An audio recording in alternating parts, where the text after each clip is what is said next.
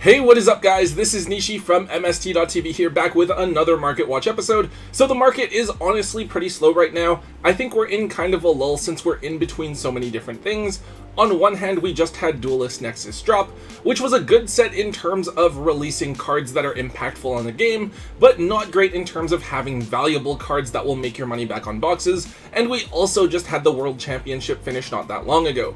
And on the flip side of that, we do have a ban list dropping soon within the next couple of weeks, regionals and other events starting to pick back up, and we're also waiting for the Megatins to bring some awesome reprints as well. Now, all of that being said, today we are just covering off a few of the cards that I've noticed currently trending that players are paying attention to. Let's get started. To kick things off, we're looking at Muckraker from the Underworld. Now, this card is a generic Link 2 monster, but is a really strong card in decks that use Fiend-type monsters. It lets you revive a Fiend by discarding a card, and you actually discard as a part of the effect resolution. That means that if you do get hit by an effect failure or an infinite impermanence, you don't have to discard a card, and if you're playing Dark World, this card will trigger the effect of a Dark World monster that you discard. It does have another effect that is less commonly used, where if a monster you control would be destroyed by battle or card effect, you can tribute a Fiend monster instead, potentially allowing you to use this card to save your other monsters from a Dark Hole or Raigeki. Now, early on, this card wasn't that great. When Darkwing Blast first dropped, Labyrinth was still a relatively raw strategy. However, over time, players gradually started to pick up and experiment with various Labyrinth builds, and even up until now, I think that players view Labyrinth as being a top 5 deck in the game, and the deck is expected to continue moving upwards. Despite everyone expecting the deck to lose Eradicator Epidemic Virus on the next ban list, it gets a really big boost with the release of Arius in Age of Overlord. Now, that being said, Muckraker is continuing its upward trend. When Labyrinth was first popular, it did shoot up in price, but it settled back down a little bit as the hype kind of wore off. But for the last few weeks, this card has been continuing to disappear from the market. The card has just 2 versions available, the Ultra Rare from the Darkwing Blast Sneak Peek, which is around $25, and then the Secret Rare from the set itself, which is around $20. We should be expecting this card to be reprinted in the Megatins this year, which should bring the card's price down considerably, and Age of Overlord isn't due to come out until October. But depending on the way that the rarities are distributed in the tins this year, the reprint may come in only common or super rare, which means that the original printings will still retain a good chunk of their value. I would keep a copy or 2 of this card for yourself if you are planning to continue running Labyrinth for the next little while, but I think that you guys should be offloading your extra copies and assuming that its upcoming reprint will cause the card's price to tank considerably. Up next, we have Chimera the King of Phantom Beasts. So I think that this one was really surprising for a lot of us players. Duelist Nexus gave us a new type of monster called Illusion Monsters, and for their debut set, they were actually introduced as retrains of existing monsters. I think it was in Battle City that Yugi ran Baphomet and Gazelle the King of Mythical Beasts to make Chimera the Flying Mythical Beast, and while the cards were cool to see, they were basically just vanilla monsters. With the retrains now, though, they have their own mini archetype going on, and they're actually a pretty decent little fusion engine on their own. They have a quick play fusion spell card called Chimera Fusion, which is able to reset itself back from the graveyard to the field, and they have the option of making Guardian Chimera to pop and draw cards on your opponent's turn, or they can make this card the new version of Chimera. It's not a bad card to start your turn off with, since on Fusion Summon, it sends a random card from your opponent's hand to the graveyard during the end phase, and then while it's in the graveyard, you can banish it during your opponent's turn to revive a Beast, Fiend, or Illusion monster. The engine actually has seen a decent amount of tournament success, at least it has in the small sample of events that we've had over the last couple of weeks, especially when combined with something like the branded engine. All that said, Chimera is the highest rarity card from the archetype, coming out as an ultra rare in Duelist Nexus, and it's actually the most expensive ultra in the set, coming in at just over $15 per copy. The card was definitely a huge surprise, as it started off at a pretty typical early set release price of around $20 and seemed to quickly torpedo down to just a few dollars, but the card has maintained a pretty solid $15 to $17 lowest on TCG Player. The card is brand new, so don't expect a reprint to save you, but depending on what happens with the ban list, I could see this card going either up or down in price. If Konami decides to hit something significant out of the branded deck, then maybe the Chimera engine could step in and see even more play than it has already, but at the same time, the card might fall in price because the card is just so hyped up at the moment, and that hype will gradually wear off. So how this card's price behaves going forward could be either way. Realistically, I expect that once some of the hype around the engine dies down, the card will settle at around the $10 to $12 range. On to the next card, it is Yubel. So Yubel is a really old monster from back in the Yu-Gi-Oh! GX era, and I believe it was a pretty significant character from the anime as well. Now in the TCG, I think it was more of a gimmick than anything. It was never exactly meta relevant. This base form of Yubel is pretty cool. It's a 0/0 level 10 monster that can't be destroyed by battle and stops you from taking damage in battles involving this card. Its gimmick is that if it's attacked, you inflict damage to your opponent equal to that monster's attack points, and then during the end phase you either tribute another monster you control or destroy this card, but if this card is destroyed, you special summon its upgraded form from your hand, deck, or graveyard. So the archetype is getting new support in the set after Age of Overlord called Phantom Nightmare, and the new support is honestly pretty gimmicky. It feels like a worse version of either Muckraker or Grand Maju. It requires a bit too much setup and dies to some pretty simple interruptions. Honestly, I don't think it's going to do anything too meta relevant. However, the cards are nostalgic for a lot of players, I guess, and it's the only chance that you'll really have to play Yubel in today's game, so I guess that's pretty cool. The other thing that's worth noting is that there is a new super polymerization target, where you can fusion summon it with Yubel and then as many monsters on the field as possible. So theoretically, if you can summon Yubel, you could activate Super Poly and fuse Yubel with 5 of your opponent's monsters to clear their board without allowing them a chance to respond. That part is pretty devastating. It's really just a matter of like, how on earth are you going to summon Yubel in the first place? Now in terms of price, Yubel has a few printings, but they're all pretty old. Its original printing was in Phantom Darkness, where it was a super rare. Those are around $20 to $25 right now. It got a secret rare upgrade in Legendary Collection Generation X, a really cool set with a lot of cool upgrades. That version is around $35, and then it had one random rare printing in the Raw Yellow Mega Pack. Those are still around $8 to $10 each.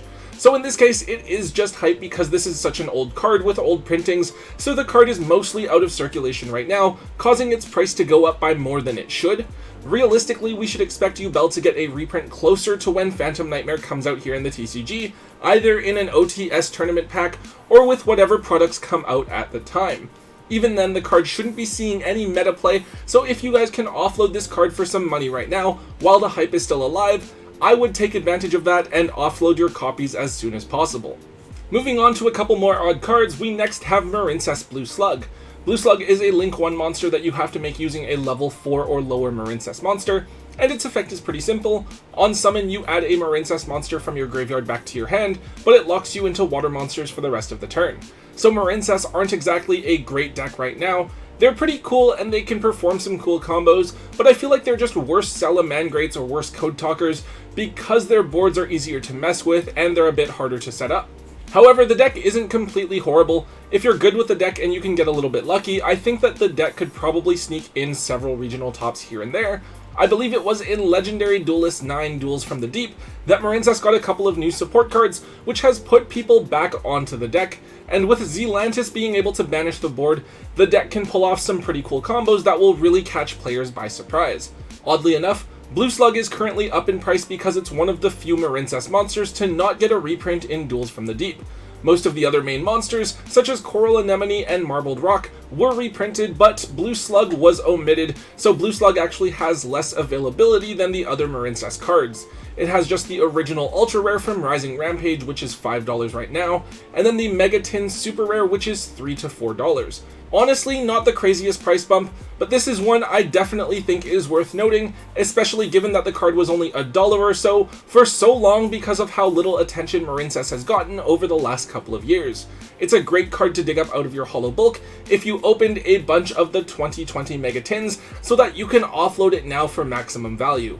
Another random card, the next one we have here is Unchained Twins Aruha. One of the most popular decks in the game right now is the Unchained strategy, an archetype that revolves around destroying your own cards to summon out bodies, and then link summoning by using your opponent's monsters as link material. Honestly, the deck can do some pretty cool things, and the deck is relatively cheap overall, so it's gotten pretty popular with a lot of casual players. On top of that, the cards can either work as its own strategy, or they can be combined with a deck like Labyrinth and put up a whole ton of various interactions with your opponent.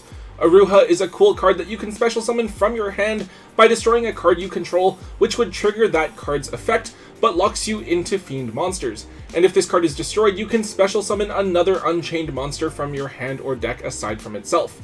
So in Labyrinth Unchained, this card isn't played, but in pure builds, this card is definitely something that you would run 3 copies of, as it can be a free body on the field without using your normal summon, but also triggers another of your card effects right away. Now price-wise, just like with Blue Slug, this card isn't anything too crazy to freak out about. We have just 2 versions that we're looking at, the common or rare, and each version is going to cost you about $3 to $4. Of course, there is the Starlight Rare version, but I think that for most of us average players, we aren't looking to pick up those copies because of this card's limited availability and the fact that it was last printed in the 2020 Megatins. This card is something I would definitely be digging through your bulk for, since you should be able to offload them for at least a couple of dollars each, maybe $5 for a set of them at your locals. Sure, that's not maximum value, but if you have a ton of these because you opened a ton of tins, you definitely want to try to capitalize and move as many as you can while there is still people looking for them. Just like with Blue Slug, if you open some of those 2020 tins, that product now came out a full 3 years ago. There's definitely quite a few cards that you can pull out and offload that newer players are going to be looking for at your locals. The next card here is pretty interesting. It's Pixie's Encore. So this card is one of the best side deck options to use against Pearly, being a quick play spell card that gets rid of your opponent's Noir, and it doesn't give your opponent the chance to respond to this card's effect. So back before the last ban list, everyone was scrambling to pick up copies of Pixie's Encore before the release of Duelist Nexus because everyone thought that Pearly was going to be the best deck of the upcoming format. However, we actually saw a couple of relatively early hits to the deck. The TCG limited Delicious Memory, while the OCG limited Sleepy Memory, and I think that in both cases, the deck fell off a bit and wasn't as strong as it was expected to be. Because of that, Pixie's Encore fell off in price. Before the ban list, this was a $20 to $30 card, but I remember shortly after the list, I did see the card down at around $5 each. Well, now apparently everyone is expecting the card to be good once again, as Pixie's Encore has started to shoot back up in price. With the deck already hit, I think a lot of players assume that Pearly will go through the next ban list untouched. While the deck is really strong right now, I feel like if it's left untouched, I think we could see the deck arguably be the best deck of the upcoming format, and for that reason I think the deck will still be hit, but it seems that a lot of players think otherwise and want to be prepared. That being said, the original Ultras from Judgment of the Light are between $20 and $25, while the reprints from the 2014 Megatins are between $15 and $20. It's kind of surprising that this card still hasn't seen a reprint, since I think players have been begging for this card to be reprinted ever since number 86 Rongo Miniad was in the game, but we still don't have a more accessible printing yet. We have to assume that another reprint will come at some time in the next several months, but I guess if you're still holding onto your copies, then you're convinced that the card is going to be good. If you still have extras, I would definitely recommend offloading before the ban list, just in case Pearly does get hit yet again, and people sell this card off as it will fall outside of the meta. One final card here, we have Ancient Pixie Dragon. So this one is more of a card that I think you guys should be keeping an eye on. This is a generic level 7 Synchro Dragon monster, which of course means that it is a perfect monster to summon out with the effect of Revolution Synchron. It has 2 effects. 1, if you activate a field spell while this card is on the field, you get to draw a card. And then 2, once per turn, if you have a field spell out, you get to target an attack position monster and destroy it. So right now, I feel like this card has very specific potential applications, and there's just no deck that is abusing the card quite yet. Ancient Fairy Dragon provides different value, special summoning a monster from your hand, or if you just want to pop a card, you have Yubel as a more flexible option since it can destroy anything. However, I think that this card is still worth looking at as an option depending on how the format shapes up. In something like ABC where you run multiple field spell cards in the deck, maybe you can run a copy of this in your extra deck to hopefully draw an additional combo piece or hand trap. Anyways, the other reason I want to bring this card up is because it has just one printing, a gold rare copy that came out way back in Premium Gold from 2014. The card is currently around $4 to $5, which honestly isn't all that expensive for a card that can potentially be really useful with Revolution Synchron, yet is so old with just the one printing. I don't think that this is something you should go out and buy 100 copies of.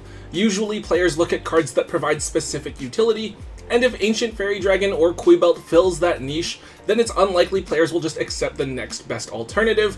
But on the other hand, I think it would be safe to pick up a copy or two now while it is relatively cheap, just in case it's an extra deck option that fits what a certain deck is aiming to do. Alright guys, that is it for today's episode. Hopefully we'll have some more cool things happening within the next couple of weeks that are going to shake things up. I'll bring my own ban list prediction up either tomorrow or Saturday, and we'll hopefully be doing some pack battles again with Tom since he will be back home next week. Anyways guys, if you did enjoy today's Market Watch, please make sure that you let me know by hitting that thumbs up button. Also make sure you leave a comment in the comment section down below, and if you haven't already, do make sure that you hit that subscribe button, and until next time guys, don't forget to hold on to your MST.TV.